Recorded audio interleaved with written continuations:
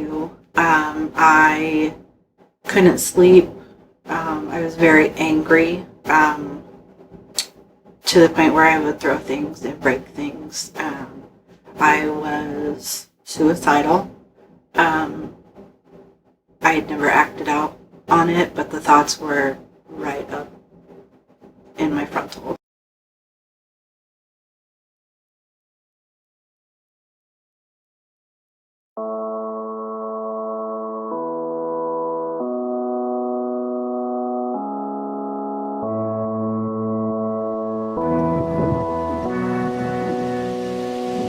Looking down the ground, as shadows make no sound. A game of hide and seek. Where do I go from here? My name is Lindsay. I am 40 years old, and I was born and raised in Council Bluffs, Iowa. I would say my childhood was pretty good. My parents were together and married. Had two older brothers. Grew up in the west end of Council Bluffs. All of my family is really close. My trauma didn't come until I was 17. So up until then, everything was fine. The trauma started when my grandmother passed away. So that kind of began the snowball of events that led up to depression. When I finally sought help for depression, I was 19 years old. I couldn't focus. I was doing worse in college and school than what I would typically do. I couldn't sleep. I was very angry to the point where I would throw things and break things. I was suicidal. I had never acted out on it, but the thoughts were right up in my frontal. So when all of that started to happen, I had a boyfriend at the time who was my high school sweetheart. Very toxic, very mentally, verbally abusive, which is part of this whole year of awfulness that kind of sent me into this. But I had gotten in a fight with him and I actually punched him. So that's not like me. I have never been physically in a fight with anyone.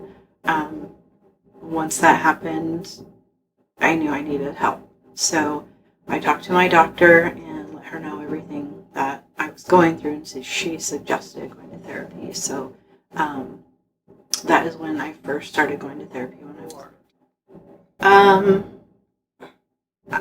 I would say in the beginning, it was scary to talk about because there's such a stigma with depression that people, if you talk about it and are open about it, people are going to call you crazy and look down on you because you're seeking help or on medications.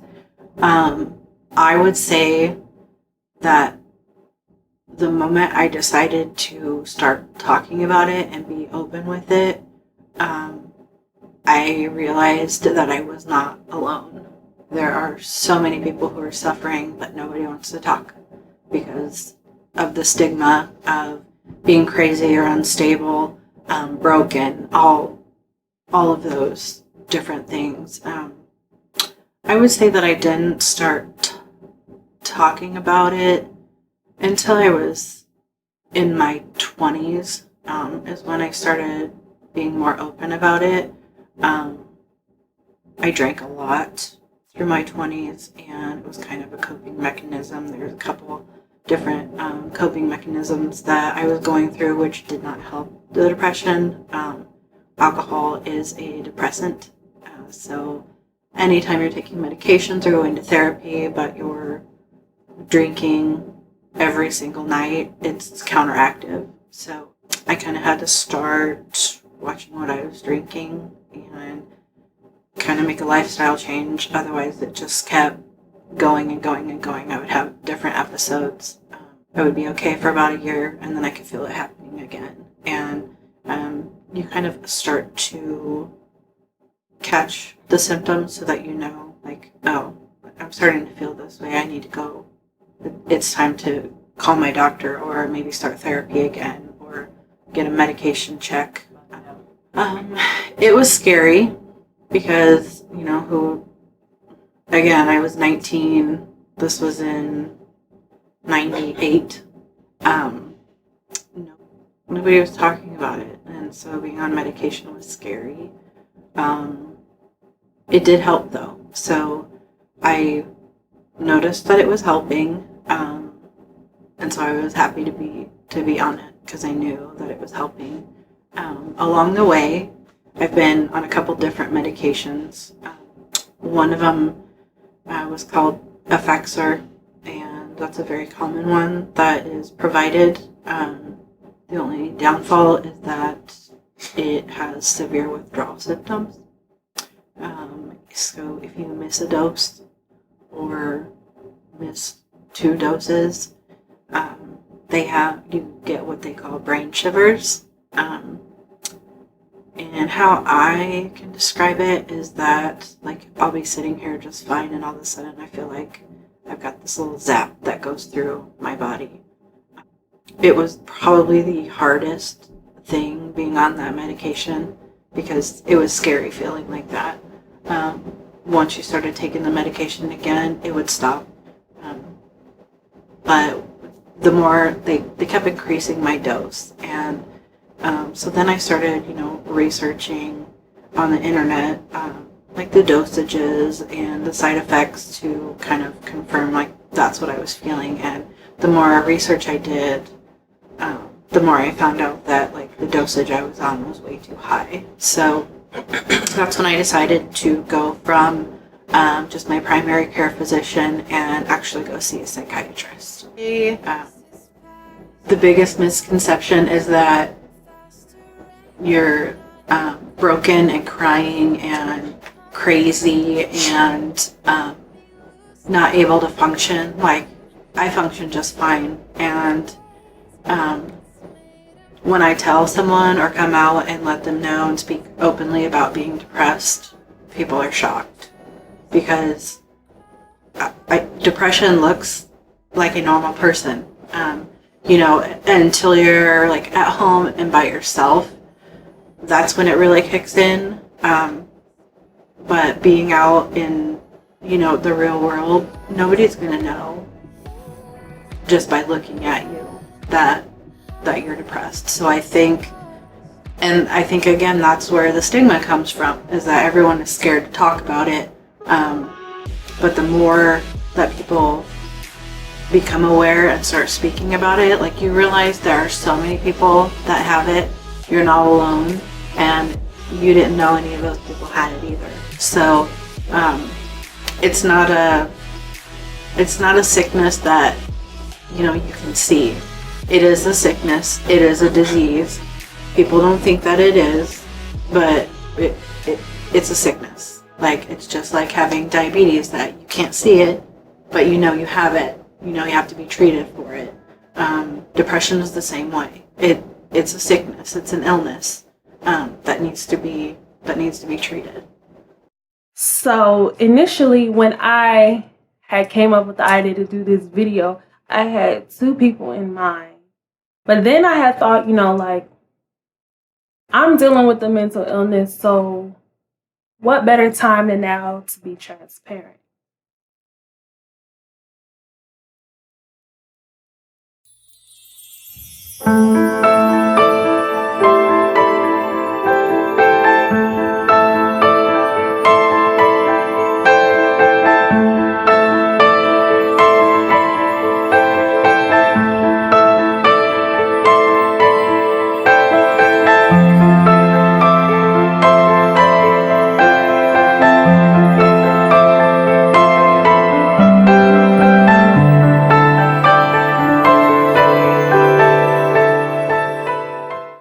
My name is Jaleesa Jefferson. I'm 29 years old, and I'm from Omaha, Nebraska. Growing up, my childhood was pretty good. I was raised in the house with my mother, my father, my sister, and my brother. My sister left early on because she was a bit older, so it was pretty much just my brother and I. We had a lot of friends in the neighborhood. We definitely did grow up in the hood, but if we ever did struggle, I never knew because we always had food on the table and clothes on our back. I don't know the exact age I was when I was diagnosed with anxiety disorder, but I do know that I was in my early 20s. It was about 2021 because it was after my brother had got murdered. So going through something so traumatic, it does something to you. Some of the symptoms was I was just freak out all the time. Like I can get a phone call. Don't let it be more than one phone call in a row, then I'm automatically like, oh my God, who's dead? Like stressing out. Or if I have a headache, like 2 days in a row, then I'm automatically thinking the worst. If anything's wrong with me, I'm on Google, searching something. Oh my God, something's wrong. Freaking out for no reason.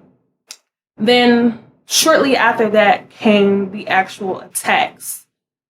The anxiety attacks usually happen before I'm going to bed, while I'm going to bed. I would, kind of fall asleep, wake up gasping for air, chest be getting tight, heart beating fast, heart palpitations, sweaty, just real agitated and just scared, So I actually went to the ER about 3 to 4 different times, getting all kind of tests done. It's funny because even doing this interview, this is my second time doing it. I've already done it before, but I was like, I gotta do it again because I'm freaking out too much on that. I forgot to say everything that I wanted to say. I'm doing this back and forth like Miss Sophia on The Color Purple. So I was like, I gotta do it again. And the crazy part about me freaking out about doing this is the video was my idea to do. My husband is the one that's recording me. I'm at my home recording, and I wrote the questions, and I'm still freaking out.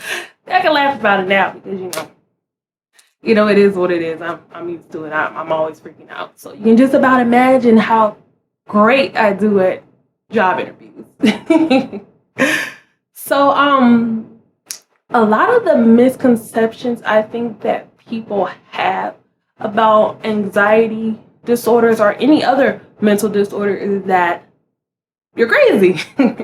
You're crazy, or it's something that you can just get over. Like, you're going to have to get over that anxiety. Like, if I could get over the anxiety, I wouldn't be having these anxiety attacks, So it's something that I really don't talk to people about. A lot of people don't even know that I suffer from it because, for one, I don't want anyone thinking I'm crazy. I mean, they probably think I'm crazy now or what, but it's fine.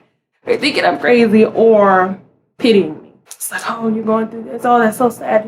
It's fine because it could be worse. I could be going through something way worse. So when it comes to medication for anxiety disorders or any other mental illness disorders, I don't know much about because they did offer it to me, but I said no. I was like, no, I don't need that. That's probably going to make me worse. I don't want to be dependent on that. And it's probably going to, make me freak out more because I'm one of those people that look up stuff. I get medicine. I go look up all the side effects and everything. After I take it for one day, all of a sudden I'm having all the side effects. So I done sit up here and psych myself out. So I didn't take the medication. I do know people that have taken medication for their mental disorders. Some of them, it worked for some people. Some of it didn't. Some of it made them feel worse, suicidal, or things of that nature. So I guess it just really depends on the person and what they're going through. I try not to let anxiety keep me from doing things, but in all honesty, it kind of does keep me from doing things. Like, for instance, I do spoken word poetry, and I get a lot of people that ask me to be a part of their events. And when they ask me, I'm always like, yeah, of course, I'll do it. But right after I say yeah, I start freaking out. Like, oh my God, why did I say yeah to that? What if I don't come up with nothing? It's going to be bad. I'm going to mess up. And I start freaking out. And a lot of times I back out. I hit them up and like, I can't do it. I come up with the reason why I can't do it. And I hate that I have to do that because I don't want people to think that I'm unreliable or, she's not as good as we thought she was, But sometimes I have to just to calm my nerves because sometimes I just be, woo. That and I haven't watched the news in years, at least 5 years, because it's always something's always negative or just scary on the news. Like somebody died, somebody's house blew up, car accident is just too much. I mean, you kind of get all that news on Facebook as well. Facebook is like, I would say Facebook is the first news. I was going to say the second news, but a lot of things you find out on Facebook before you even find out on the news. So sometimes I have to step back from Facebook as well. I don't let it keep me away from going to different events. But when I'm at events, sometimes I am panicking a little bit on the inside. I'm sitting here looking around like, okay, if anything pop off, where's my exits at? I'm peeping everything out, watching my surroundings. So yeah, especially if it's a big crowd of people, I'm definitely looking around. Things that make me feel better when I'm having anxiety. Early on, I started listening to gospel music that seemed to calm me down a lot. At night, usually when I'm having the actual attacks, I would have to sit up. I probably watch YouTube just to get my mind off of it. And then it usually calms me down, and then I'm usually able to go to sleep after that. If I could give advice to other people that are dealing with anxiety, I would say just breathe. Breathe. Because you'll be fine. You're okay. And if you need help, if you need to talk to someone, definitely go do that. Don't be afraid. Don't be ashamed. Because it's more people dealing with it than you would ever know. A quote that I live by is just live your life. Live your life.